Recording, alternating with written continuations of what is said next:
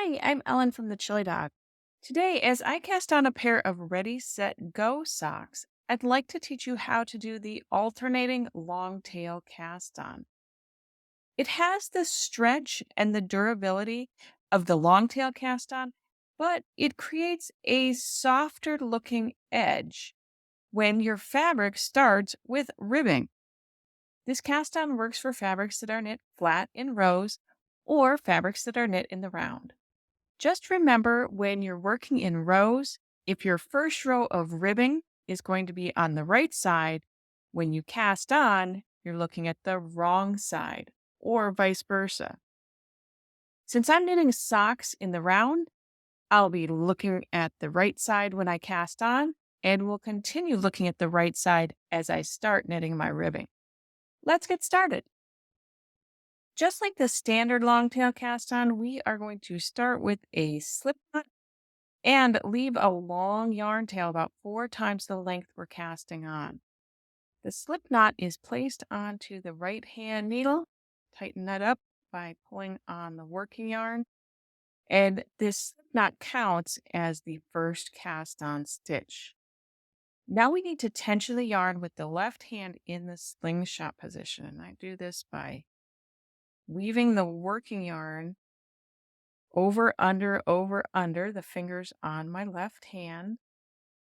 And then these outer 3 fingers come forward and wrap around the yarn tail. And I'm just going to push the yarn tail kind of out of the way there so we can see things a little bit better. These 3 fingers were pretty much going to stay in place here throughout the cast on unless you need to retension your yarn.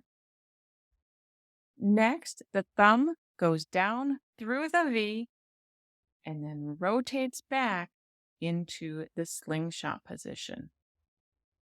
Now, normally it's okay to leave the working yarn here at the base of the index finger for the long tail cast on. But for the alternating version, we actually need to have it up a little bit closer to the tip of the finger. So now you'll notice both the index finger and your thumb are inside this V, and both the working yarn and the yarn tail go up over your fingers. I'll be working knit 2, purl 2 ribbing for my pattern, so the slip knot counts as my first knit, and I'll be casting on the second knit just as if I was doing the standard long tail cast on. So I bring my knitting needle forward and up through the thumb loop, back and over the working yarn. I'm just going to turn things sideways here so you can see the working yarn is being wrapped counterclockwise around the tip of your knitting needle. Bring the needle forward through the thumb loop. Drop your thumb out of the loop. Thumb goes back down through the V and then rotates back to tighten things up. And I have a cast on stitch. Now I need to cast on my 2 purls. So the motion of casting on the stitches is going to be pretty much reversed. So this time my knitting needle goes back and then up through the index finger loop underneath the yarn tail. But again, notice that if I rotate things here so you can see, the yarn tail is being wrapped counterclockwise around the knitting needle. Then pull the yarn tail back through the index loop. Drop your index finger out of the loop, down through the V, and then rotate the index finger back to tighten things up. And let me show you that one more time. So for a purl stitch, I go back, up through the index loop, underneath the yarn tail. The stitch is wrapped counterclockwise around the tip of the needle.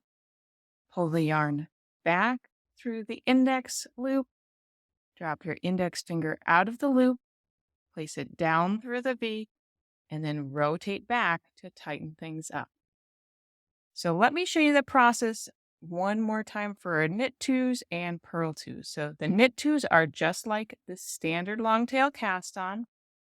So the needle comes forward, up through the thumb loop, over the working yarn, pull the working yarn forward through the thumb loop, drop the thumb out of the loop, thumb goes between the working yarn and yarn tail and rotates back to tighten up.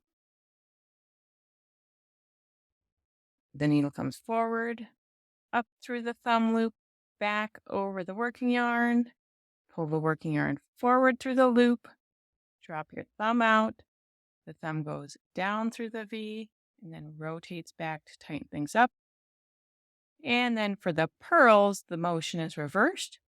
So the needle goes back, up through the index loop, under the yarn tail, pull the yarn tail back through the index loop, drop your index finger out of the loop, down through the V, and rotate back to tighten up.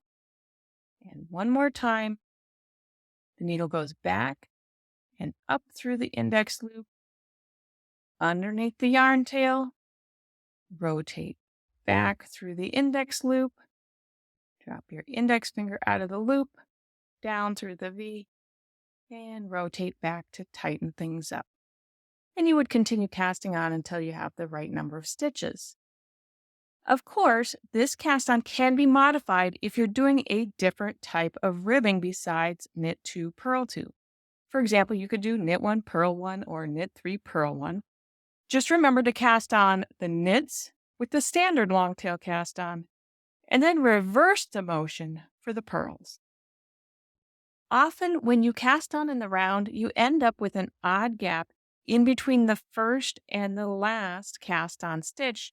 They can be closed by casting on an extra stitch and then somehow binding it off or working it together with the first cast on stitch. However, if we look at things closely here, you can see that's not going to be something you need to necessarily worry about when you're doing the alternating long tail cast on, because the gap along the edge is very minimal, and it will pretty much disappear when you weave in your yarn tail later. I hope you enjoyed learning how to do the alternating long tail cast on. If you'd like to try this technique in a pattern, head over to the shop section of thechilidog.com and look for my Ready, Set, Go socks. Until we stitch again, happy knitting!